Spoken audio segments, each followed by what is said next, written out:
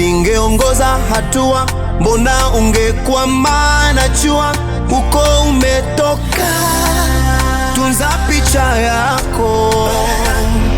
Mwisho wa machozi hayo nauona, mwanzo wa furaha yako umekufikia.